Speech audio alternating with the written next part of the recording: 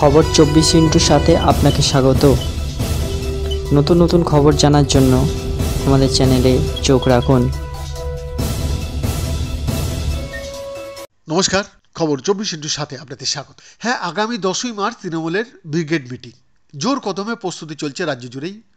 বিভিন্ন জেলা থেকে লক্ষ লক্ষ কর্মী সমর্থক আসার কথা কলকাতার ব্রিগেড মাঠে। এই প্রস্তুতির মাঝেই রেলের বিরুদ্ধে অভিযোগ শাসক দলের। ট্রেন না দেওয়ার অভিযোগ তুলেছেন শিক্ষামন্ত্রী ব্রাত্য বসু।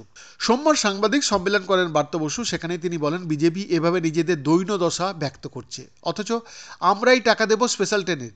2টো ট্রেন কলকাতায় আসবে, 10 তারিখ আমাদের ব্রিগেড আছে, মানুষ আসবেন, সেখানেই তাদের আপত্তি। ব্রাত্যর দাবি, দিল্লিতে কর্মসূচি নেওয়ার সময় রেলকে আবেদন করা হয়েছিল, সে সময়ও একইভাবে অনুমতি দিয়ে শেষ পর্যন্ত বাতিল করা হয়। ব্রাত্যর কথায়, সে সময়ও আমাদের আটকানো যায়নি, বাসে করে আমরা মানুষকে দিল্লি নিয়ে গিয়েছিলাম। এরপরেই ব্রাত্য বলেন, মানুষ আসবেনি, তার জন্য যা ব্যবস্থা করা হবে।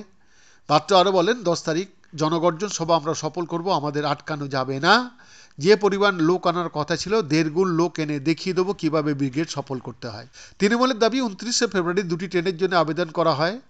29শে ফেব্রুয়ারি সিকিউরিটি মানি জমা দেওয়া সংক্রান্ত চিঠি দেওয়া হয় রেলকে। 4ই মার্চ রেলের তরফে চিঠি দিয়ে জানিয়ে দেওয়া হয় এই ট্রেন দেওয়া সম্ভব নয়।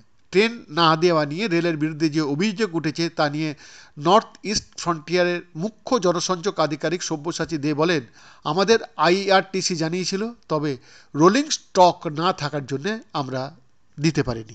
বৈদ্যনাথ দাসের রিপোর্ট, খবর 24।